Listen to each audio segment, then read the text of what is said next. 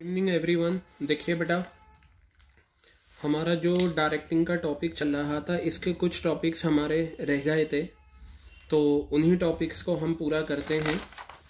हमारा जो एक टॉपिक है वो है लीडरशिप। तो आज की क्लास में हम डिस्कस करेंगे लीडरशिप क्या होती है, लीडरशिप के फीचर्स क्या हैं। लीडरशिप के ये 3 बहुत ही इंपॉर्टेंट स्टाइल्स होते हैं, लीडरशिप स्टाइल्स। ये रहे 3, जिनमें एक का नाम होता है ऑटोक्रेटिक या ऑथोरिटेटिव, एक होता है डेमोक्रेटिक या पार्टिसिपेटिव, एक होता है फ्री रेन या लेसेस फेयर लीडरशिप। क्लियर है? तो हम इन तीनों को बहुत ध्यान से देखेंगे। तीनों ही बहुत इजी हैं और बहुत सिंपल से हैं। तो चलिए सबसे पहले बात करते हैं हम किसकी, ऑटोक्रेटिक लीडर की। इसके 3 नाम हैं। ऑटोक्रेटिक लीडर कौन होता है? जो ऑर्डर देता है। जैसे कि आपकी फैमिली में आपके पेरेंट्स हैं, फादर हैं या मदर हैं, या दोनों लीडर्स हो सकते हैं। स्कूल में क्लास टीचर लीडर होते हैं, टीचर्स लीडर होते हैं, प्रिंसिपल लीडर होते हैं। ठीक है, तो देखते हैं ऑटोक्रेटिक लीडर क्या होता है। कंपनी के पॉइंट ऑफ व्यू से देखना है। मतलब लीडर वो होता है जिसके पास सीनियर पोजीशन होती है। In this style of leadership, ये जो आपको लीडरशिप का स्टाइल दे रखा है, इसमें लीडर सिर्फ ऑर्डर देता है। क्या करता है लीडर? ऑर्डर देता है और ये उम्मीद रखता है कि उसके अंडर में जो काम करने वाले लोग हैं, जिन्हें हम सबऑर्डिनेट्स बोलते हैं, वो उन ऑर्डर्स का पालन करें, उन ऑर्डर्स को माने। ठीक है, तो बहुत ध्यान से आप इसका मीनिंग देखना। इसमें कई बार स्टोरी टाइप क्वेश्चन बनता है, और जो स्टोरी टाइप क्वेश्चन बनता है वो इसी चीज को लेकर बनता है। एक तो इसके कॉन्सेप्ट को और एक इसकी सूटेबिलिटी को लेकर बनता है। तो आपको भी बिल्कुल उसी हिसाब से देखना है। ऑटोक्रेटिक लीडर वो होता है जो सिर्फ ऑर्डर देना जानता है और ये उम्मीद करता है कि जो उसने ऑर्डर दिया है उसके अंडर में काम करने वाले लोग यानी कि सबऑर्डिनेट्स जो हैं, उन ऑर्डर का पालन करें। क्लियर हो गई बात? दूसरा, ये जो ऑटोक्रेटिक स्टाइल ऑफ लीडरशिप है, नो सजेशन इज टेकन, यानी कि जो लीडर होता है वो अपने एम्प्लॉय से कोई सजेशन नहीं लेता। बस क्या है, जो हुक्म दे दिया उसे पालन करना है, अच्छा लगे बुरा लगे करना है। Only order is given. क्या होता है, ऑटोक्रेटिक लीडरशिप में सिर्फ ऑर्डर दिया जाता है, एम्प्लॉय से कोई सजेशन नहीं लिया जाता। तो आप ये बताइए, जब लीडर जो है क्या कर रहा है, ऑर्डर ही दे रहा है, तो कम्युनिकेशन क्या होगा? ओनली वन वे, सिर्फ एक तरफा कम्युनिकेशन होता है। यानी कि सबऑर्डिनेट्स को कुछ सजेशन देने की इजाजत नहीं होती। तो कम्युनिकेशन वन वे का मतलब हो गया कि subordinates only act according to the command given by the leader. Leader ने जो कमांड दी है, लीडर ने जो ऑर्डर दिए हैं, सिर्फ उसी हिसाब से काम करना होता है। किसे? आपका सबऑर्डिनेट्स को, ऑटोक्रेटिक स्टाइल ऑफ लीडरशिप में। इसमें क्या होता है, जो ऑटोक्रेटिक लीडर होता है, लीडर इज डॉगमेटिक। डॉगमेटिक का मतलब होता है लीडर बदलना नहीं चाहता और ना विश करता कॉन्ट्राडिक्ट करने की। मतलब उसने जो कह दिया वो फाइनल है। वो गलत भी हो सकता है, सही भी हो सकता है, लेकिन नहीं होता है ना फैमिली में, जो फादर हैं या मदर हैं वो ऑटोक्रेटिक हो सकते हैं। उन्होंने कुछ बात ऑर्डर दिया, अब आपको ऐसा लगता है ये जो ऑर्डर दिया है ये इसमें थोड़ा चेंजेस आ सकता है, इसे ऐसे नहीं तो ऐसे कर लिया जाए। लेकिन आपके जो फादर हैं वो सुनना ही नहीं चाहते, उस चीज़ को बदलना नहीं चाहते, तो बेटा वो चीज़ कहलाती है ऑटोक्रेटिक। तो लीडर क्या होता है? डॉगमेटिक होता है। ठीक है, वो बदलना नहीं चाहता। आगे बताया, रिवॉर्ड और punishment can be given depending upon the result. ठीक है, अगर काम अच्छा करा तो रिवॉर्ड मिल जाएगा, और अगर काम बुरा करा तो पनिशमेंट मिलेगी। How many points given in the concept of autocratic style of leadership? 5 points आपको दे रखे हैं, और ये 5 पॉइंट आपको बहुत अच्छे से याद रखने हैं। मैं दोबारा से रिपीट करता हूं, ऑटोक्रेटिक स्टाइल ऑफ लीडरशिप एक ऐसा स्टाइल है जिसमें लीडर जो है वो सिर्फ ऑर्डर देता है और ये उम्मीद रखता है कि उसके जो सबऑर्डिनेट्स हैं उन ऑर्डर का पालन करें। इसमें क्या होता है, कोई सजेशन नहीं लिया जाता, सिर्फ ऑर्डर दिया जाता है। यानी कि जो बात कह दी चुपचाप उसे मान लो और उसे कर दो। करोगे तो रिवॉर्ड मिल जाएगा, नहीं करोगे तो पनिशमेंट मिलेगी। ठीक है। कम्युनिकेशन वन वे होता है। वन वे इस वजह से है कि सबॉर्डिनेट्स को कुछ बोलने का हक होता नहीं, तो जो लीडर कह रहा है वही सारा कम्युनिकेशन है जो किसकी तरफ जाता है, सबॉर्डिनेट्स की तरफ जाता है। आगे बताया लीडर कौन होता है, डॉगमेटिक होता है। डॉगमेटिक का मतलब हो गया वो बदलना नहीं चाहता, रिवॉर्ड और पनिशमेंट। अब इसकी हम सूटेबिलिटी देखते हैं, फिर हम इसके फायदे नुकसान देखेंगे। फीचर्स भी हैं, फायदे भी हैं, नुकसान भी हैं। ठीक है बेटा, आप इनके सिर्फ पॉइंट्स याद कर लेना, अगर लिखने को आता है यू कैन इजीली एक्सप्लेन। तो बताया। अब देखिए ये कहाँ पर सूटेबल है, जहां पर सबॉर्डिनेट्स अनएजुकेटेड हों। देखिए जो इंसान अनएजुकेटेड होता है ना, वो तो बात सुन लेता है क्योंकि उसे काम करना है। ठीक है। अगर एक पढ़ा लिखा इंसान है वो गलत बात बर्दाश्त नहीं करेगा। जैसे आप देखें चाय वाले की दुकान है, उस पर जो लड़के चाय का काम करते हैं उन्हें सारी बातें कह देता है उनका मालिक, क्योंकि उन्हें करना पड़ता है। तो ये ऑटोक्रेटिक स्टाइल ऑफ लीडरशिप वहां पर अप्लाई होता है जहां सबॉर्डिनेट्स अनएजुकेटेड हो, अनस्किल्ड हो, उनमें कोई स्किल नहीं हो, उनके पास नॉलेज की कमी हो, एक्सपीरियंस की कमी हो। क्लियर हो गई बात। वहां पर तो आप ऑटोक्रेटिक स्टाइल अपना सकते हो, क्योंकि आपको पता है ये जो नीचे हैं मेरे काम करने वाले, ये कहीं जाएंगे नहीं और इन्हें फॉलो करना ही करना है। ना तो उनके पास एक्सपीरियंस है, ना उनके पास नॉलेज है, अनस्किल्ड है, अनएजुकेटेड है। क्लियर हो गई बात। दूसरा, जहां पर कंपनी फॉलो करती है fear and punishment disciplinary technique, यानी कि अगर काम नहीं करा तो पनिशमेंट मिलेगी, या फियर हमें डर लगा रहता है इस चीज का। दूसरा, जहां पर लीडर डोमिनेंट बनना चाहता है डिसीजन मेकिंग में, मतलब मेरी डिसीजन मेकिंग जो मैंने डिसाइड करा वो फॉलो करना है। बेटा होते हैं घरों में भी ऑटोक्रेटिक लीडर होते हैं, हमसे जो बड़े होते हैं, हमारी सिस्टर्स भी हो सकती हैं, ब्रदर्स भी हो सकते हैं, माँ बाप भी हो सकते हैं, ददियाल में ननियाल में कुछ लोग ऐसे होते हैं जो ऑटोक्रेटिक स्टाइल अपनाते हैं। They become autocratic leader, they do not want to listen the suggestions of other members in the family. ठीक है। They just want to give the orders and they expect in return that members of the family will follow such orders. Is it clear? तो ये आपको autocratic style of leadership काफ़ी important है, story type में बनकर आता है। आपको इसे याद कैसे करना है, आपको इसका कॉन्सेप्ट और इसकी सूटेबिलिटी, इसे आपको सबसे अच्छे से प्रिपेयर करना है। सूटेबिलिटी में 3 है। पहला, uneducated, unskilled, lack of knowledge और एक्सपीरियंस, ये होना चाहिए। दूसरा बेटा यहाँ पर बताया जहां पर कंपनी फेयर और पनिशमेंट की पॉलिसी अपनाती है। तीसरा, लीडर जो है प्रेफर करता है डोमिनेंट होना डिसीजन मेकिंग में, यानी कि डिसीजन मेकिंग में वो क्या होता है, डोमिनेंट होता है। अब इसके हम फीचर देखते हैं और इसके हम एडवांटेजेस देखते हैं। देखिए बेटा कितना आसान है। सिंगल मैन डिसीजन होता है या नहीं, अकेला बंदा ही क्या करता है, सारे डिसीजन लेता है। ठीक है। तो इसलिए क्या होता है, आसानी से डिसीजन लिए जा सकते हैं। तो सिंगल मैन डिसीजन यहां पर आ गया। क्लियर हो गई बात ये। अब यहां देखिए डिसीजन मेकिंग, सिंगल अकेला पर्सन डिसीजन ले रहा है और क्विक डिसीजन मेकिंग हो रही है। अकेला पर्सन सारे डिसीजन ले रहा है, सारी सेंट्रल अथॉरिटी जो मेन पावर है वो उसी के पास है। ठीक है। तो डिसीजन लेने में बिल्कुल भी देरी नहीं होगी। क्लियर हो गई बात ये। तो एक एक पॉइंट आप ले लीजिए, बाकी और पॉइंट भी आप याद कर लेना। अब देखिए लैक ऑफ मोटिवेशन, जब एम्प्लॉइज को फ्रीडम नहीं दी जाती और उनसे कहा जाता है कि जो हुक्म मिला है उसका पालन करो, तो बेटा इससे उनका मोटिवेशन लेवल, उनका मोरल लेवल क्या होता है, डाउन होता है। देखिए क्या लिखा हुआ है, this style does motivate the managers, but इससे मैनेजर तो मोटिवेट होता है क्योंकि उसे पता है कि मैं सारी इंस्ट्रक्शन दे रहा हूं, लेकिन ये क्या कर देता है, एम्प्लॉइज का मोरल डाउन कर देता है। ये नेचुरल है। क्यों? क्योंकि अगर आप एक ऐसे इन्वायरमेंट में काम कर रहे हो जहां डर है, खौफ है, तो वहां आपका मोरल क्या होगा, डाउन हो जाएगा। क्या हो जाएगा, आपका मोरल डाउन हो जाएगा। क्लियर हो गई बात या नहीं? तो बेटा ये था ऑटोक्रेटिक स्टाइल ऑफ लीडरशिप।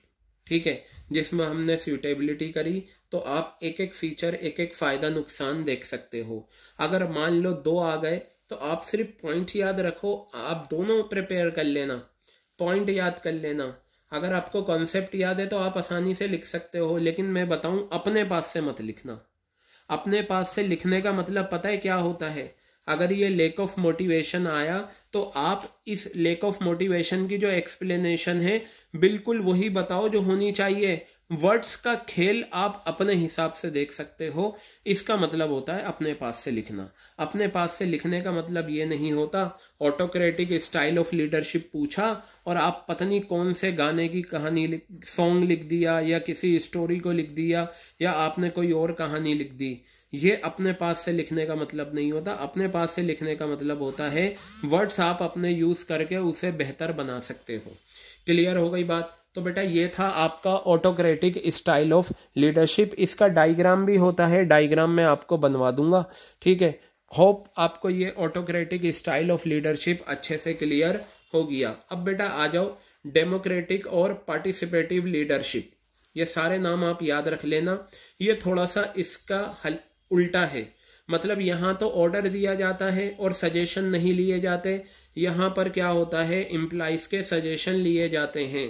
देखिए क्या बात की गई, democratic style of leadership is that style in which suggestions are taken from employees. Employees से क्या लिए जाते हैं? सजेशंस लिए जाते हैं, उनसे पूछा जाता है, क्योंकि बेटा जब हम किसी से सजेशन लेते हैं तो हमें नए आइडियाज मिल सकते हैं। आगे बताया डिसीजन लिए जाते हैं कंसल्ट करके, किससे? सबॉर्डिनेट से।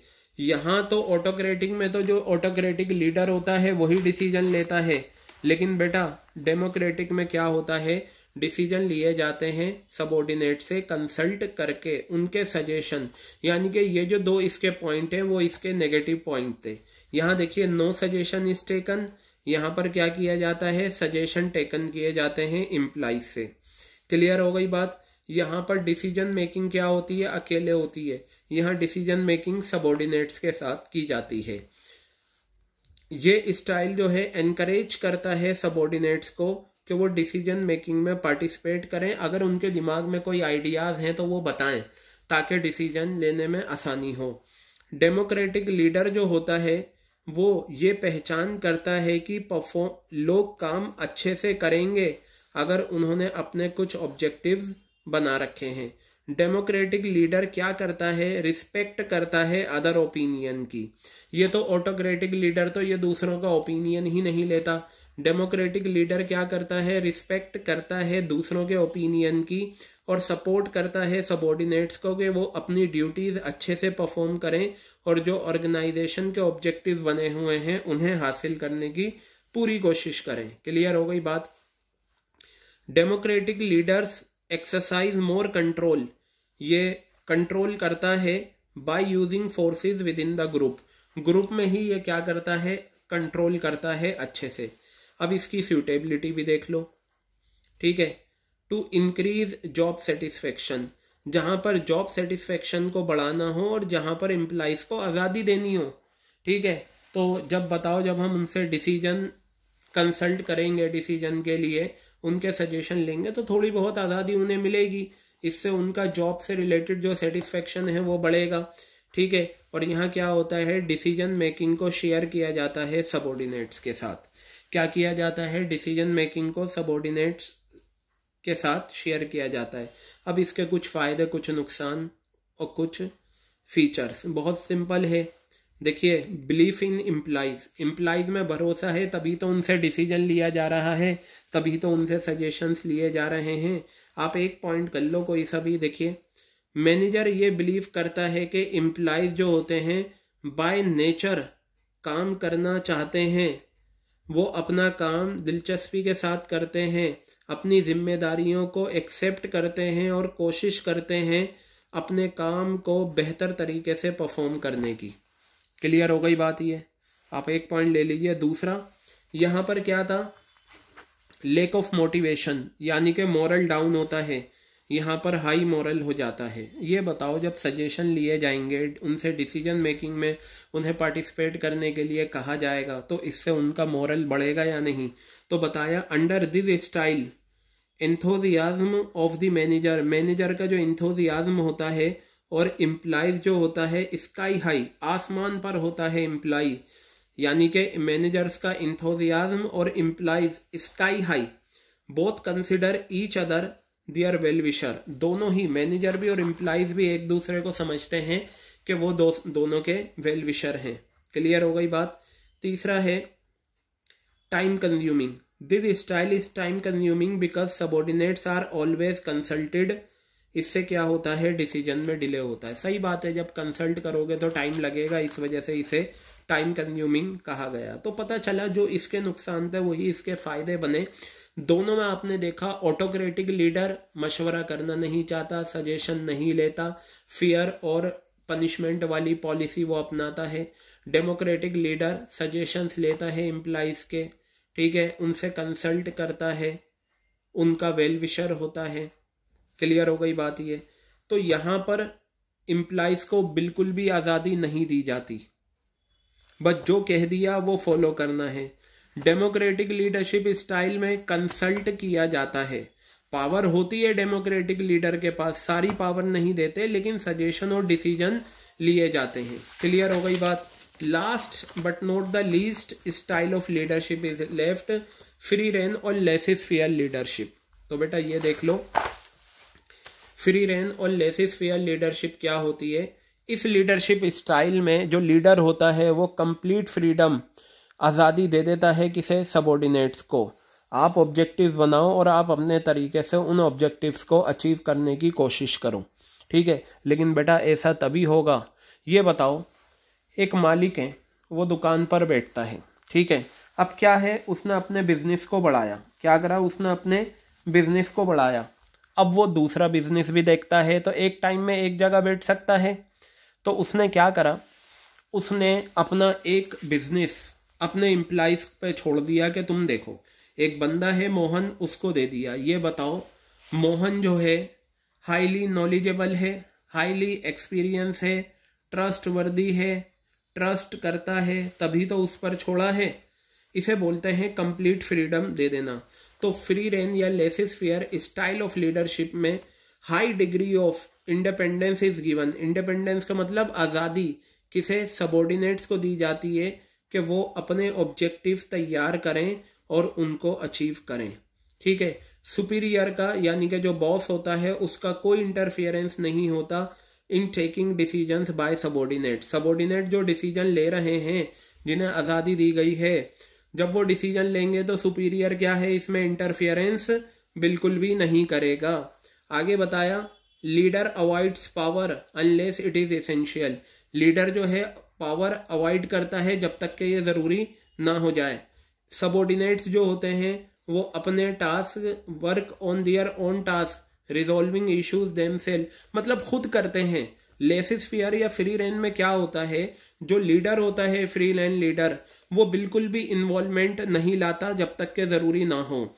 जिन्हें अथॉरिटी दी गई है, जिन्हें आज़ादी दी गई है, जो सबॉर्डिनेट्स हैं, वो खुद ऑब्जेक्टिव बनाते हैं और खुद उन्हें अचीव करने की कोशिश करते हैं। क्लियर हो गई बात ये। जो भी ग्रीवेंसेस आते हैं, जो भी परेशानियां आती हैं, खुद रिजॉल्व करते हैं। लेकिन हाँ, आगे बताया, जो फ्री रेन लीडर होता है वो अवेलेबल होता है सिर्फ किस लिए, सबॉर्डिनेट को सपोर्ट करने के लिए, और उन्हें सप्लाई करता है जो भी ज़रूरी इंफॉर्मेशन होती हैं ताकि काम को पूरा किया जा सके। यानी कि कहने का मतलब ये है कि एक मालिक है, उसका रेस्टोरेंट चल रहा है, वो बिल्कुल भी रेस्टोरेंट में इन्वॉल्वमेंट नहीं लेता। क्या होता है, वो अपने दूसरे बिजनेस में लगा हुआ है, घर पे रहता है, लेकिन उसका ये रेस्टोरेंट अच्छा चल रहा है, उसके जो सबॉर्डिनेट्स, उसकी जो लेबर है वो रेस्टोरेंट चला रही है। जितना सामान खरीदना है, जैसे खरीदना है, क्या करना है, वो सब सबॉर्डिनेट डिसाइड करती है। बस ये क्या करता है, ये मालिक सारे रिसोर्सेज प्रोवाइड कर देता है, रॉ मटेरियल वगैरह और दूसरी चीज़ें, ताकि रेस्टोरेंट को चलने में परेशानी ना हो। ठीक है, आगे बताया, at the same time subordinate assume responsibility for the work to be perform, और जो सबॉर्डिनेट हैं वो एक्सेप्ट करते हैं जिम्मेदारी जो वो उन्हें पूरी करनी है। अब यहाँ बताया सूटेबिलिटी। बेटा ध्यान से सुनो, आप अपना बिजनेस, बना बनाया बिजनेस किसी दूसरे इंसान को तभी दे सकते हो कंप्लीटली जब वो वेल ट्रेंड हों और वो हाईली नॉलेजेबल हों तभी आप दे सकते हो। मान लो नया पर्सन आया तो आप उसे पूरा बिजनेस तो नहीं दे सकते। आज आप देखें कई सारे लोग जो मालिक होते हैं वो अपनी दुकानें एम्प्लॉइज को छोड़कर चले गए। तुम देखो तो वो जो एम्प्लॉइज होते हैं वो हाईली नॉलेजेबल होते हैं, वेल ट्रेंड होते हैं, तभी उन्हें दिया जाता है, ठीक है। और वो सेल्फ मोटिवेटेड होते हैं और वो बिल्कुल तैयार रहते हैं अपनी जिम्मेदारी को अज्यूम करने के लिए। तो बेटा अगर आप तीनों स्टाइल ऑफ लीडरशिप में देखें, ऑटोक्रेटिक में तो क्या था, ऑर्डर दे दिया, अब उस ऑर्डर का पालन कर लो। सारी पावर किसके पास रहती है, ऑटोक्रेटिक लीडर के पास। डेमोक्रेटिक में क्या था, सजेशन लिए जाते हैं, कंसल्ट किया जाता है, कुछ पावर दे दी जाती है, बाकी सब कुछ इनके पास रहती है। लेसिस फेयर में कुछ नहीं रहती लीडर के पास, सब कुछ क्या करता है, एम्प्लॉइज को दे देता है। तो देखो यहीं से जो आपने कॉन्सेप्ट समझा, यहीं से फायदे नुकसान और फीचर मिलेंगे। Full faith in subordinate, subordinates में भरोसा है तभी तो उन्हें फ्रीडम दे दी, तभी तो उनसे कह दिया आपने ऑब्जेक्टिव बनाओ और हासिल करने की कोशिश करो। तो मैनेजर कंसिडर दियर सबॉर्डिनेट्स कैपेबल, मैनेजर अपने सबॉर्डिनेट्स को कैपेबल समझता है, एक्टिव समझता है और जिम्मेदार समझता है और उनमें पूरा भरोसा होता है, ठीक है। और सेल्फ कॉन्फिडेंस इन सबॉर्डिनेट्स, देखो बेटा ऐसा होता है जब एम्प्लॉइज से ये कहा जाता है भाई करो, अब जो तुम्हें करना है, फुल फ्रीडम है, तो इससे एम्प्लॉइज में सेल्फ कॉन्फिडेंस आता है। जब सारी ऑथोरिटी दे दी जाती है एम्प्लॉइज को तो वो हैबिचुअल बन जाते हैं डिसीजन लेने में, ठीक है। जब सारी ऑथोरिटी का मतलब power to take decision, decision लेने की पावर, जब एम्प्लॉइज को डिसीजन लेने की पावर दे दी जाती है तो वो हैबिचुअल हो जाते हैं डिसीजन लेने में, जिससे उनमें सेल्फ कॉन्फिडेंस आता है। दे स्टार्ट डूइंग बेटर, वो अच्छा करने लगते हैं फ्यूचर में। क्लियर हो गई बात ये। आगे बताया difficulty in cooperation, since there is no close supervision, कोई क्लोज सुपरविजन कंट्रोल नहीं होता लीडर का, and control by managers, everybody start functioning independently, तो हर कोई अपने तरीके से स्टार्ट कर सकता है इंडिपेंडेंटली। क्लियर हो गई बेटा। तो बेटा ये तीनों आपकी लीडरशिप स्टाइल थे, ऑटोक्रेटिक, डेमोक्रेटिक, लेसिस फेयर, ये तीनों आपने करे। अब जल्दी से हम देखते हैं लीडरशिप क्या होती है और लीडरशिप के फीचर्स क्या हैं।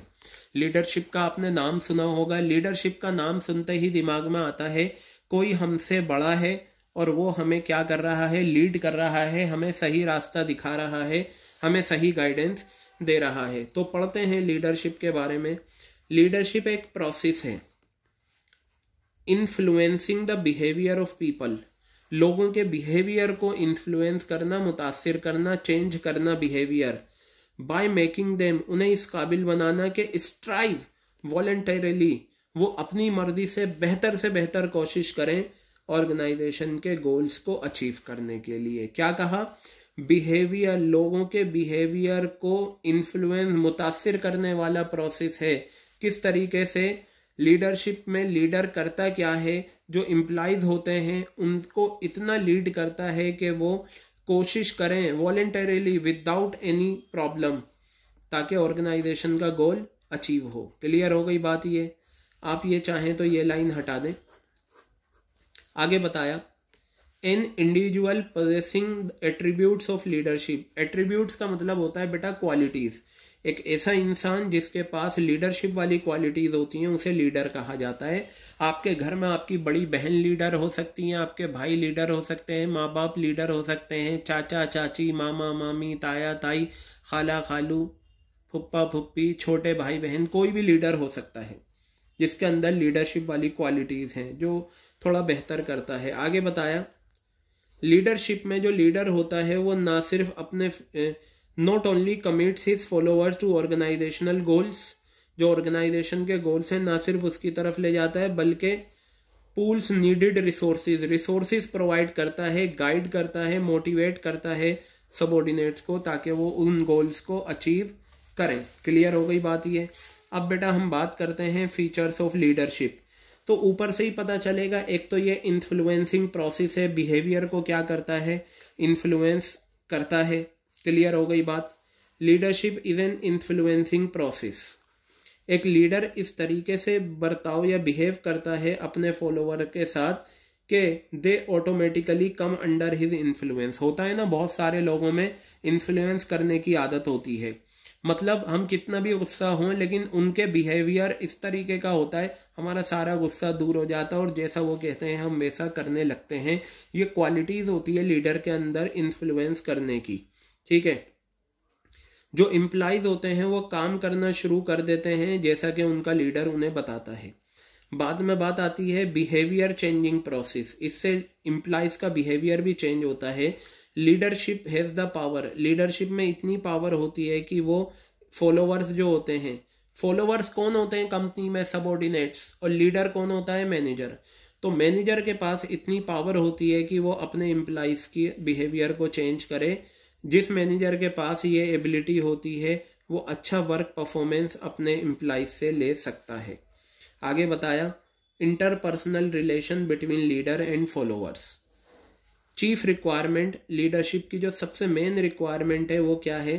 प्रेजेंस ऑफ फॉलोअर्स, एम्प्लॉइज होने चाहिए, तभी तो आपको पता चलेगा कि आप किसको लीड कर रहे हैं। हम लीडरशिप के बारे में सोच ही नहीं सकते जब तक के एम्प्लॉइज ना हो।